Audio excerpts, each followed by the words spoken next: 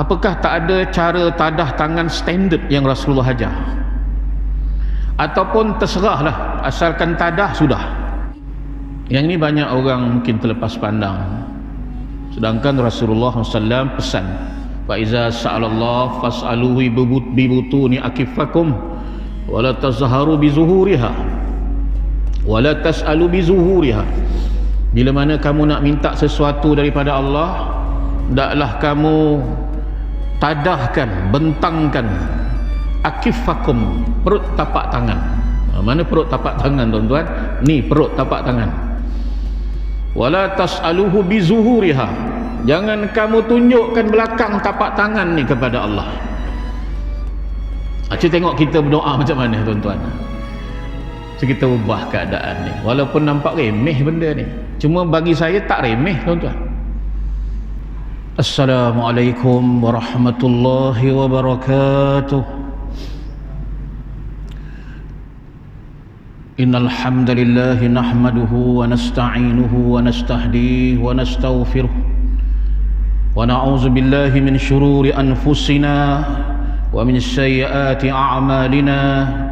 Man yahdihillahu fala mudilla lahu wa man yudlil fala hadiya lahu. Ashhadu an la ilaha illallah wahdahu la sharika lahu wa ashhadu anna Muhammadan 'abduhu wa rasuluh. Allahumma salli wa sallim wa barik ala sayyidina Muhammad wa ala alihi wa sahbihi ajma'in. Rabbi shrah li sadri wa yassir li amri wahlul 'uqdatam min lisani yafqahu qawli, amma ba'd. Yang saya hormati Tuan Pengerusi Masjid Tariq bin Ziyad, yang saya hormati Tuan Imam, ahli jawatankuasa, pegawai masjid, pimpinan masyarakat, para ayahda, para bonda, para pencinta solat berjamaah, para pencinta majlis-majlis ilmu, para jamaah maghrib, para jamaah isyak, muslimin muslimat, mudah-mudahan kita sentiasa dimuliakan oleh Allah Subhanahu wa taala. Antara yang terpilih, Allah pilih kita untuk panjang umur kita. Bukan setakat umur kita Allah panjangkan, Allah berkati umur kita. Maksud berkat ni umur panjang, tapi kita penuhkan dengan segala bentuk kerja-kerja amal soleh. Antara yang terpilih, Allah pilih kita untuk jauh dari wabak penyakit ini, kerana Allah tahu dengan sihat inilah kita nak beramal banyak lagi, amanah banyak tak tertunai lagi. Dengan kesihatan ini kita nak berdiri untuk solat, banyak solat yang kita belum buat lagi. Duhanya, tahajudnya belum lagi, yang belum lah, yang sudah tu alhamdulillah. Dan antara yang terpilih ini, Allah pilih kita, sentiasa Allah beri ruang dan peluang. Kerana di sana ada yang Allah tak beri peluang dah. Tak usahkan Syaban, Rejab aja pun tak sempat. Allah pilih kita, beri peluang kepada kita nikmat yang masih melimpah, walau dalam suasana yang agak ketat. Allah Ta'ala yang menurunkan situasi ini, kita ridha. Tak jadi alasan kenapa tak berjamaah ke Tariq bin Ziyad, kerana PKPB. Allah dah beri peluang, masjid tutup, buka balik, tutup lagi, buka balik, masih tak sampai-sampai ke masjid lagi. Kita ambil peluang dan ruang ini kerana Allah Ta'ala tahu amal kita masih sedikit, kerana Allah Ta'ala tahu ada amalan yang perlu kita perbetulkan sebelum Allah Ta'ala panggil balik. Tuan-tuan muslimin muslimat sekalian, ada perkara yang saya nak sebutkan sebelum kita pergi kepada kitab ni. Tajuk kitab ni ialah Di Balik Tabir Kematian, Imam Al-Ghazali. Ustaz tu tak habis-habis cerita mati je. Dah begitulah tajuk kitab ni, buat macam mana. Jadi tuan-tuan, sebelum itu ada sikit saranan daripada saya, mudah-mudahan kerana melihat keadaan tu kita cuba ubah sikit tuan-tuan. Waktu kita menadah tangan berdoa tu, tak tahulah kali kedua ke kali ketiga tuan-tuan ya, Apakah tak ada cara tadah tangan standard yang Rasulullah ajar? Ataupun terserahlah, asalkan tadah sudah? Yang ini banyak orang mungkin terlepas pandang. Sedangkan Rasulullah SAW pesan, fa iza sa'alallah fas'aluhu bi butuni akifakum wa la tazharu bi zuhuriha wa la tas'alu bi zuhuriha. Bila mana kamu nak minta sesuatu daripada Allah, hendaklah kamu tadahkan, bentangkan akifakum, perut tapak tangan. Mana perut tapak tangan, tuan-tuan? Ni perut tapak tangan. Wala tas'aluhu bi zuhuriha, jangan kamu tunjukkan belakang tapak tangan ni kepada Allah. Cuba tengok kita berdoa macam mana, tuan-tuan.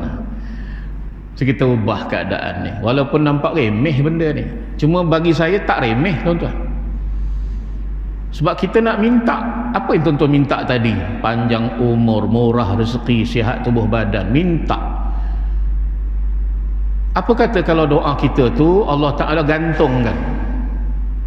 Tadah tangan pun tak beria, tuan-tuan ya.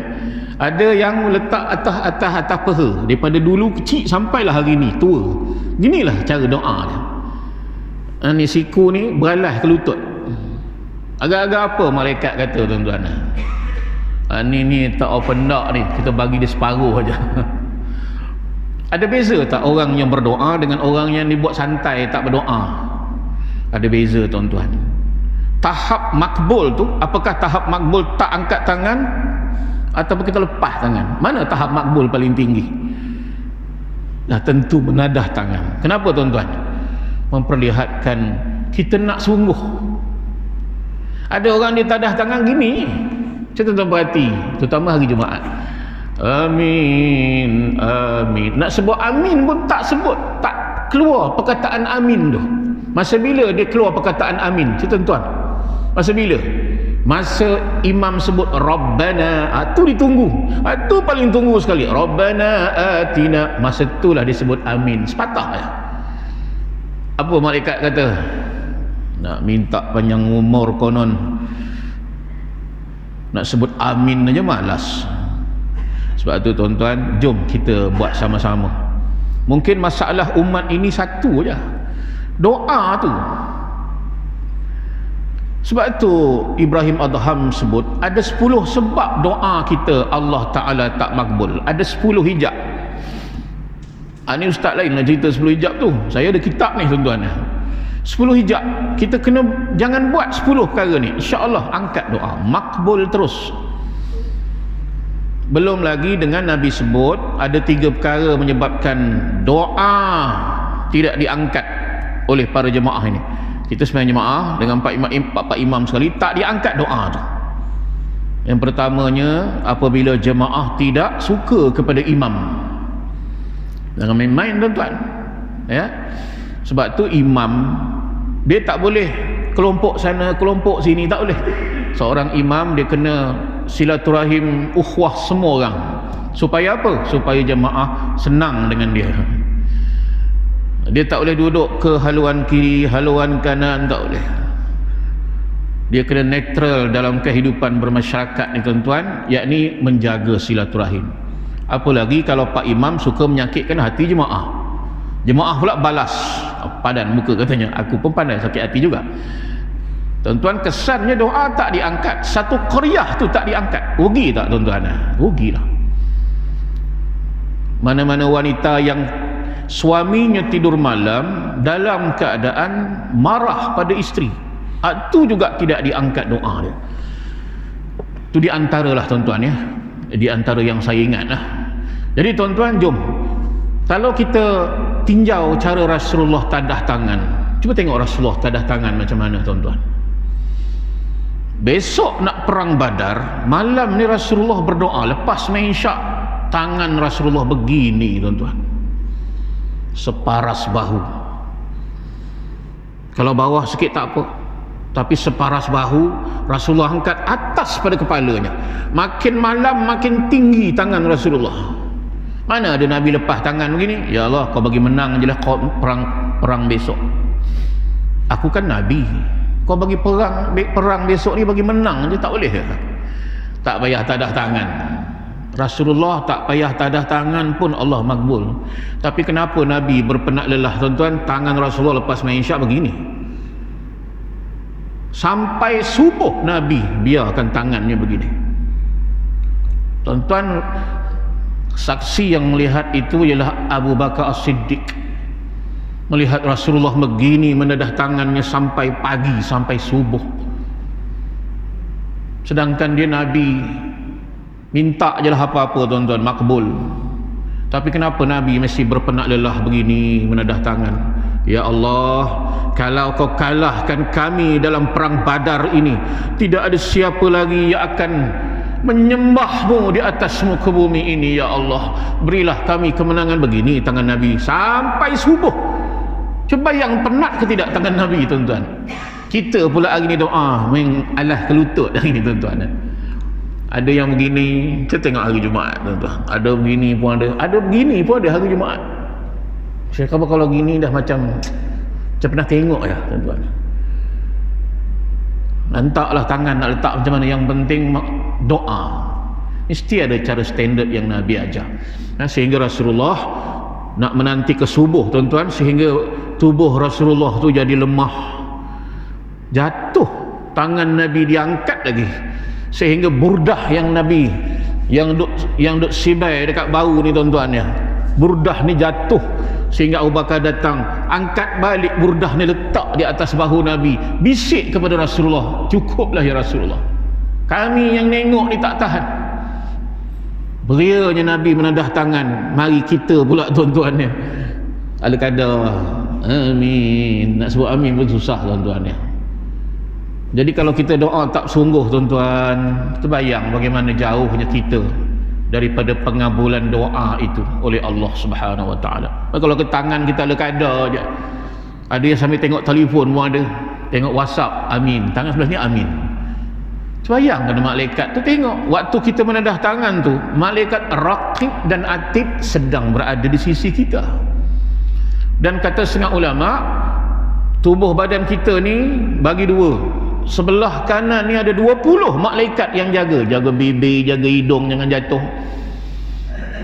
Banyaknya malaikat yang menyaksikan waktu berdoa tu tuan-tuan. Dan seperkara lagi jangan kita lupa, malaikat maut pun ada dekat depan kita, yang satu hari 70 kali turun. Waktu berdoa tu kebetulan dia ada dekat depan. Selam berok aja nampak gayanya berdoa ni gitu.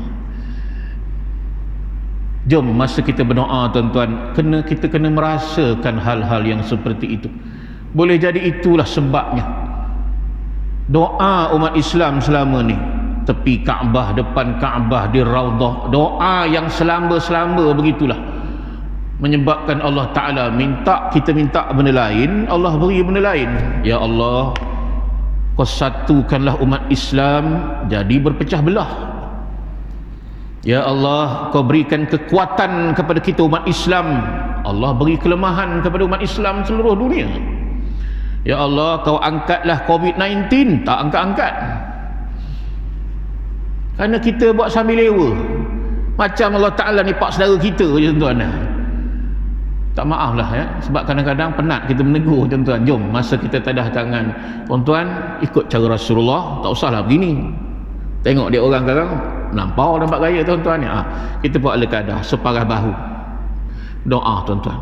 Jangan letak bawah misai. Ada yang belum misai dia, ada yang tarik-tarik janggut. Malaikat tengok aja, geram tengok kita tuan-tuan ya. Ada yang korek hidung pun ada. Amin, korek hidung, cabut bulu hidung pun ada. Cuba bayang malaikat ada kiri kanan. Ada yang sambil mengintih, kata Ustaz Termizi dalam ceramah dia. Saya tanya Ustaz tu lah sambil ngenteh tai hidung pun ada. Tai hidung sari tak genteh-genteh. Amin. Lepas tu jentik pula member sebelah. Kena ke pipi kawan tu. Tangan tengah doa. Cuba bayangkan makbul ke tidak doa kita tuan-tuan. Kemudian rajinlah sebut amin. Allahumma rabbana zalamna, amin. Sambut dengan amin. Kita keluarkanlah kita punya suara emas kita ni tuan-tuan. Rabbana atina, amin. Fid dunya hasanah, amin. Biar banyak amin kita. Jangan kira langsam saja sekali Rabbana atina sekali je sudahlah. Dan Allah Ta'ala gembira bila kita minta kepadanya, ya tuan-tuan ya. Habis tuan-tuan ni berkaitan dengan doa, fa idza sa'alallah fas'aluhu bi butuni akifakum. Begini, bentangkan perut tapak tangan kita kepada Allah. Wala tas'alu bi zuriha. Ada pandangan mengatakan boleh kita tunjuk belakang, tapi hendaklah setentang dengan muka kita. Begini tak apa. Tengok orang Arab selalu begini tuan-tuan ya. Syaratnya setentang dengan muka kita, itu tak apa. Tapi kalau di bawah ni tak usahlah kita doa begini. Baik tuan-tuan muslimin muslimat yang dimuliakan Allah sekalian, berkatalah pengarang kitab ini, bagaimana kita berhenti gitu ya, lama sangat dah ya, sebelum PKP lagi. Oh sini dia.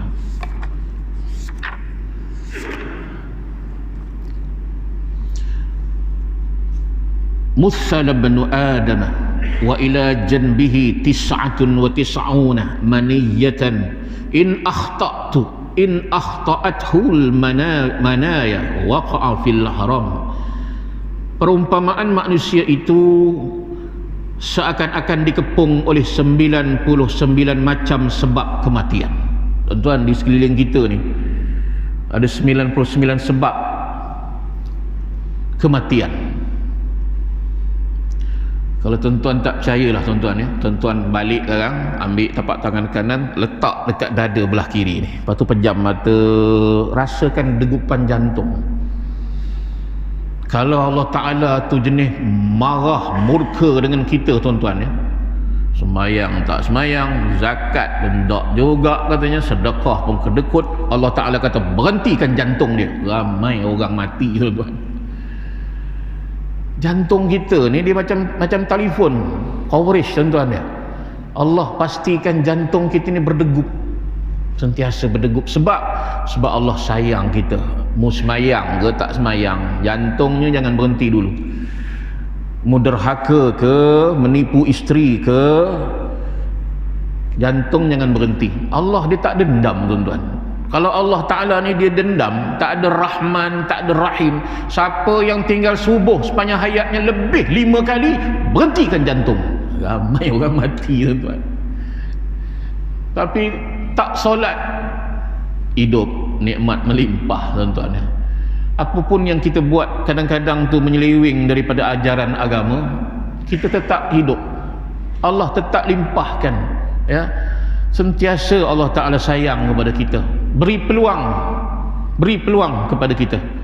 Sebab tu pada Rasulullah SAW bersabda, perumpamaan manusia itu seakan-akan dikepung oleh 99 macam sebab kematian, dan bila mana ia mampu lolos dari semuanya, ia pasti tidak dapat mengelak dari nyanyuk. Rupanya yang kepung yang 99 ni ada yang ke 100 ni, yang semua orang tak boleh lari, ialah nyanyuk.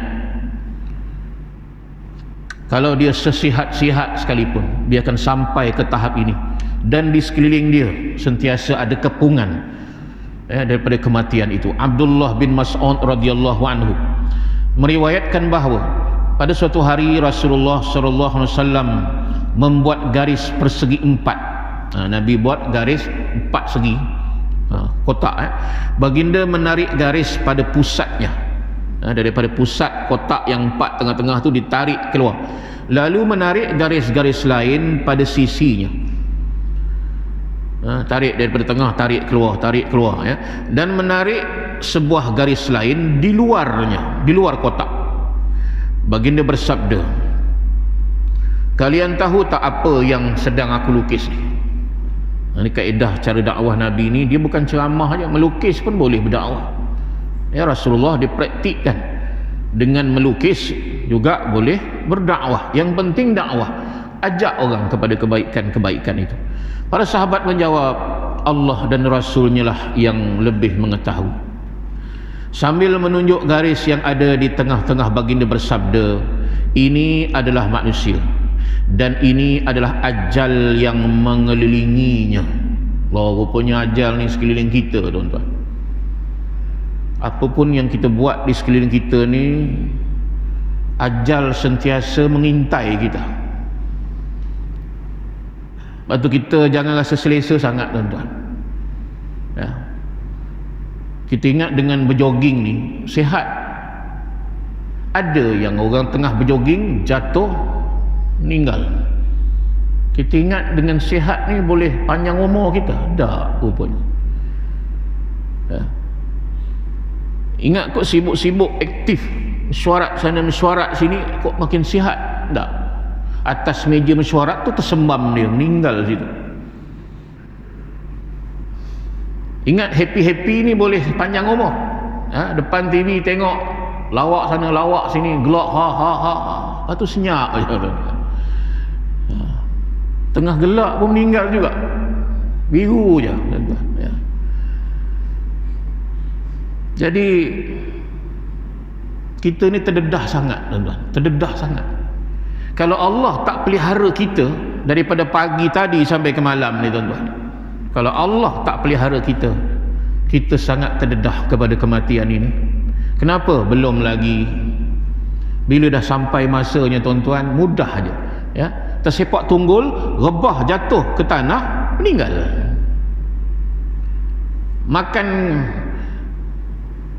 Makan kuih kodok setekik, meninggal. Mudah ha. Tidur malam tak bangun-bangun. Rupanya isyak yang dia semayang malam ni isyak yang terakhir dalam hidup dia. Siapa tahu tuan-tuan? Saya pun tak tahu. Takkan ceramah ni ceramah terakhir? Tak tahu kita. Sentiasa terdedah. Saya sebut ni bukan nak bagi takut tuan-tuan ya. Bermakna kita ni kena sentiasa mengharapkan Allah. Bila kita naik kapal terbang lah tuan-tuan naik kapal terbang MH370, kita tak baca doa pun. Subhanallazi sakhkhara hada wa ma kunna lahu. Kita tak baca pun. Kenapa kita terlupa nak baca tuan-tuan?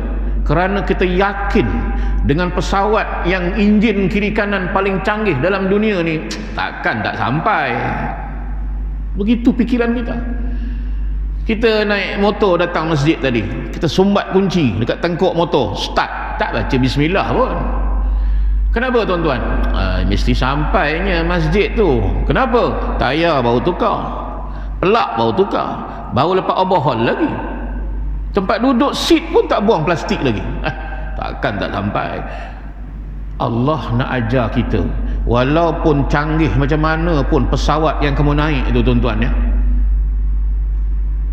pilot pun 18,000 take off, pejam mata boleh mendaratkan pesawat, punyalah cekapnya. Tapi pukul 6.30 pagi tak sampai di Beijing tuan-tuan. Sebab itu hari ini tuan-tuan, Allah nak ajar, hei manusia, aku hantar kamu kuman yang kecil je, seluruh dunia jadi merudum, supaya kamu benar-benar bergantung kepada aku. Tingkatkan tawakal kamu, letakkan harapan yang tinggi kepada aku, jangan sembah yang lain daripada aku. Allah Ta'ala nak ajar kita balik semula kepada tauhid tuan-tuan. Sebab itu kita ambil persabdaan Nabi SAW tuan-tuan, kita ni mudah sangat mudah sangat. Ada kisahnya dalam satu kitab sebut, dia pergi kedai, dia beli selipar capal. Tuan-tuan tahu capal tu, capal kayu tu lah. Dulu orang pakai terompah kan, terompah kayu tu. Dia pergi kedai, dia beli terompah kayu tu. Bila dia balik, dia pun pakailah terompah baru. Dia tak tahu terompah tu ada paku berkarat. Dan bila dia pakai buat jalan pergi masjid, paku karat tu terkeluar dan dia terpijak sehingga berdarah yang begitu banyak tuan-tuan. Dan bila dia berdarah begitu banyak, dia tak rawat pula, dia lap-lap gitu aje lah, barulah ubat-ubat sikit minyak angin ke apa tuan-tuan akhirnya kakinya bengkak. Bila bengkak, satu hari dia pengsan, orang bawa lah pergi ke rumah sakit, pergilah ke hospital tuan-tuan cek, rawat tengok apa berlaku, dan kakinya bengkak tuan-tuan sampai busuk, akhirnya kena potong kaki dah. Apa yang saya nak maksudkan di sini tuan-tuan terdedahnya kita ni manusia sebenarnya. Kalau Allah tak jaga kita tuan-tuan, kalau kita tak harapkan Allah, siapa lagi? Ya, sebab tu kita sebut dalam doa kunut min syarri ma khalaq. Dalam bacaan 3 kul kita baca, ya Allah, engkau jauhkanlah dari kejahatan makhluk-makhluk yang kau cipta. Ular tu Allah cipta, tapi jangan sampailah kita makan dia ular, patuk dia ular. Buaya tu Allah cipta, rimau tu Allah cipta, tapi minta, ya Allah, kau jauhkan aku dari kejahatan makhluk-makhluk tu. Termasuk Covid ni, Allah yang cipta, takkan syaitan pula yang hantar. Kalau syaitan yang hantar COVID-19 ni, bermakna syaitan dia ada super power sama tanding dengan Allah Ta'ala. Allah pun tak boleh lawan.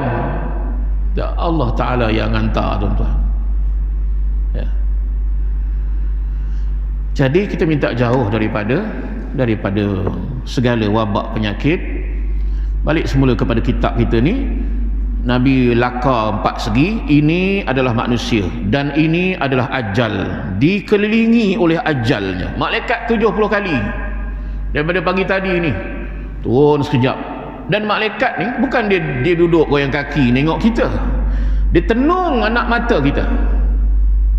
Kalau kita nampak lintah bukang kita, tuan-tuan, berlari ke masjid kita, tak nampak tu lah, ya. Dia turun tenung mata kita, geram je dia tengok kita. Allah Ta'ala kata belum lagi, naik lagi, turun lagi nanti. Nah. Jadi tuan-tuan muslimin muslimat sekalian, hargailah nikmat yang Allah Ta'ala bagi ni. Masa untuk kita nak menyediakan bekal tu, percayalah makin hari makin sedikit. Isyak besok tak sama isyak malam ni. Kita ingat isyak sama, isyak besok ada. Isyak besok kita dah tua satu isyak. Isyak lusa belum tentu kita sempat. Tak usah isyak, subuh pun belum tahu lagi. Tuan-tuan muslimin muslimat sekalian, maka kalau kita renung-renungkan persoalan itu, kita tak akan buang masa lagi. Setiap saat, tuan-tuan, sentiasa kita bergantung kepada Allah. Kita turun rumah tadi kita baca tawakkaltu 'ala Allah wala haula wala. Tuan-tuan datang masjid ni, kalau Allah tak tolong, tak sampai, tuan-tuan. Lepas tu bila Bilal panggil hayya 'alas salah, maka jawablah la haula wala. Kan Bilal panggil marilah semayang, kalau engkau tak tolong aku ya Allah, la haula wala, tak ada daya aku nak datang.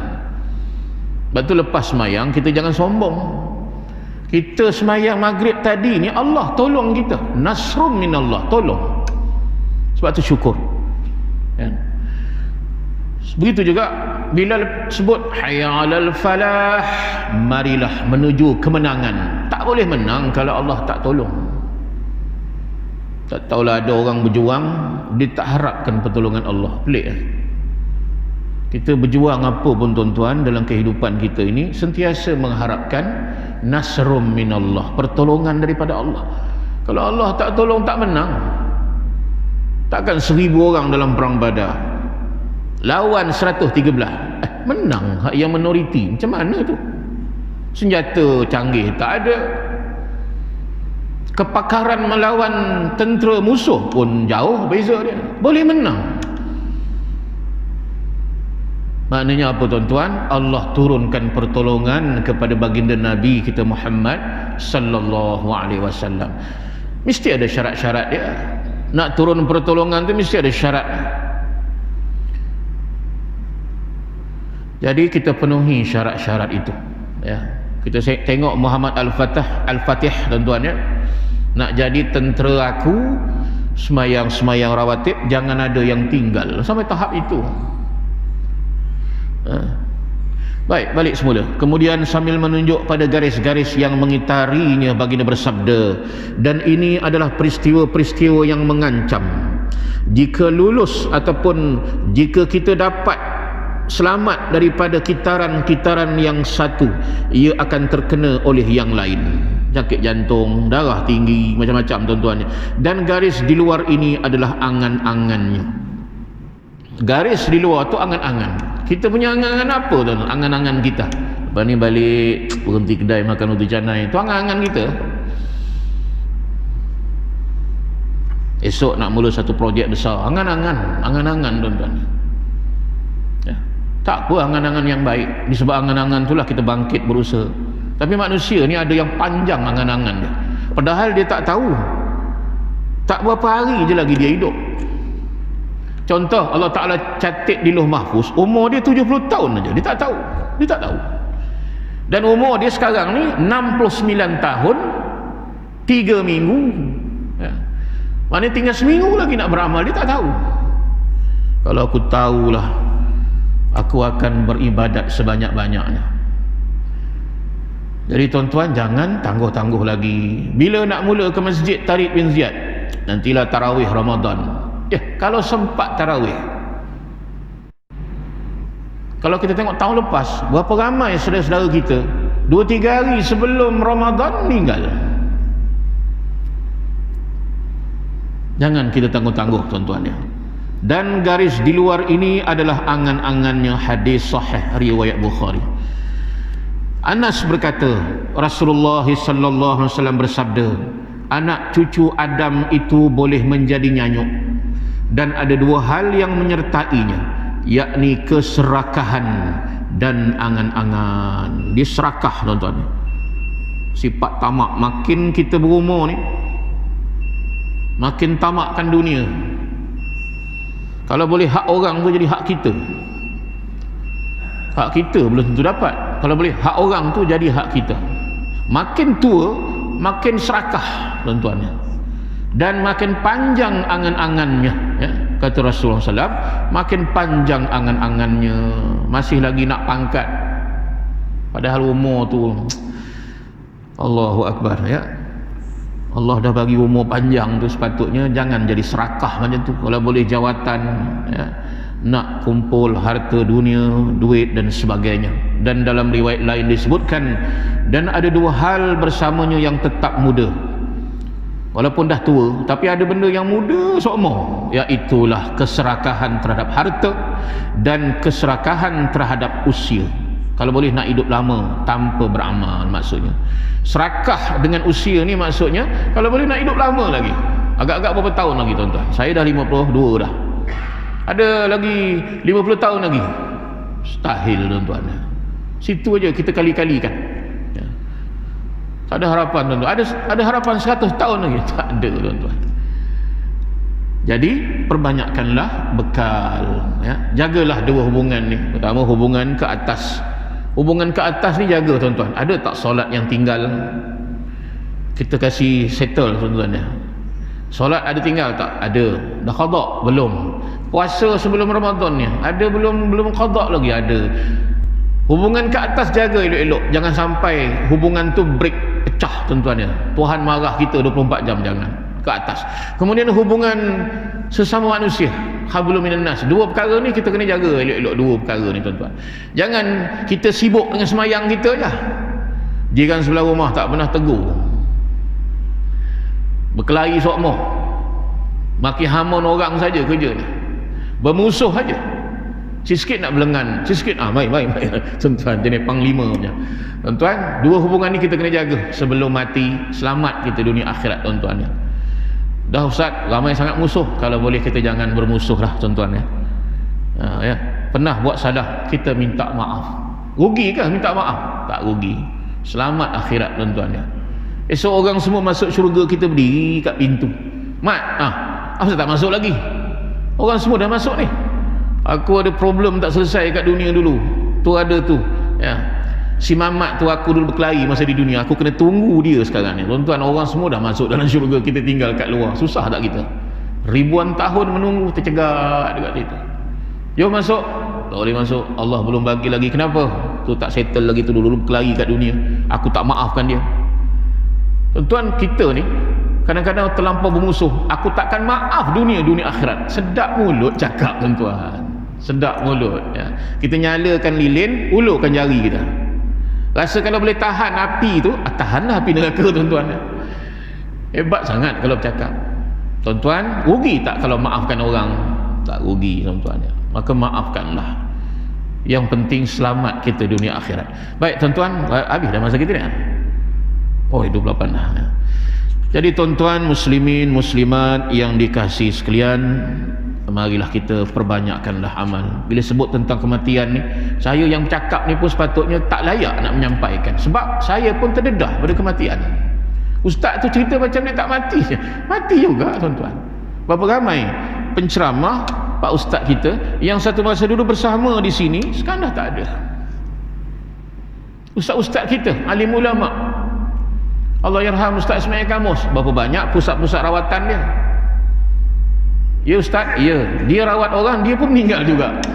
Oh, jadi dia banyak syifa tu tujuan ni nak panjang umur? Tak, ikhtiar. Biar kita banyak usia kita ni jangan sibuk atas katil, tak solat, tak apa. Biarlah kita ni sampai hujung usia kita beramal ibadat. Ya, Allah yarham Profesor Harundin, tuan-tuan ya. Berapa banyak pusat rawatan dia meninggal juga ke? Tak, bukan tujuan dia supaya kita nak lawan ajal itu, tak tuan-tuan ya. Kita ni, setiap daripada kita ni dah ada expired tarikh tu dah ada lah.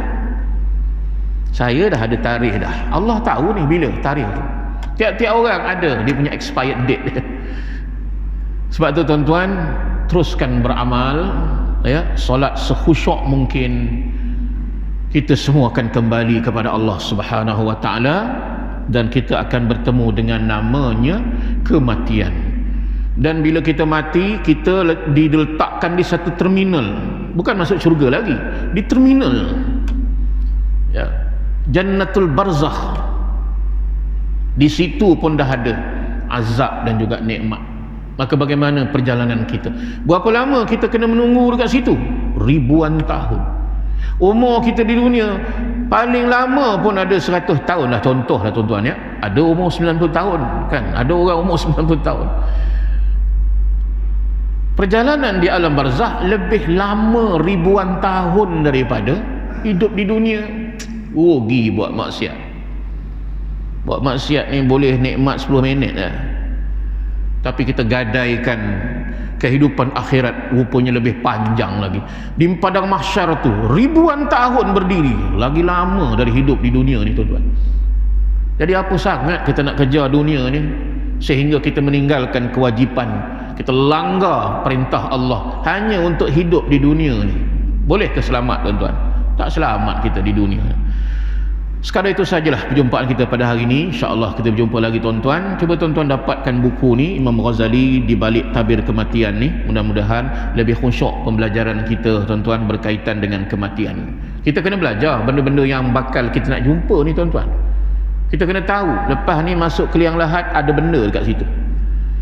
Perjalanan selepas ni kita kena ambil tahu, kena study juga supaya jangan terkejut. Kalau kita tak tahu, celik-celik mata tengok ada 2 lembaga datang, ma rabbuka. Ini yang Pak Ustaz cerita hari tu. Kita tahu dah apa yang bakal kita tempuh selepas ni. Jadi tuan-tuan, insya-Allah marilah sama-sama kita sentiasa tawakal pada Allah, mengharapkan Allah dan kita perbanyakkan amal-amal, sedekah kita ya, perbanyakkan tuan-tuan, solat kita perbanyakkan ya pada musim-musim yang begini. Kena pula pada bulan Syaban ni tuan-tuan ya. Rejab dah tinggalkan kita, masuk Syaban ni, dan kita sedang menunggu Ramadan sambil-sambil tuan-tuan. Mudah-mudahan antara yang terpilih ni Allah senaraikan nama kita untuk menempuh Ramadan yang akan datang insya-Allah. Amin. Jadi yang benar itu dari Allah Subhanahu wa taala. Kalau ada salah silap dalam penyampaian, saya mohon maaf, mohon ampun banyak-banyak tuan-tuan. Datang dari kekurangan dan kelemahan diri saya sendiri. Saya sudahi dengan wallahu a'lam. Assalamualaikum warahmatullahi wabarakatuh.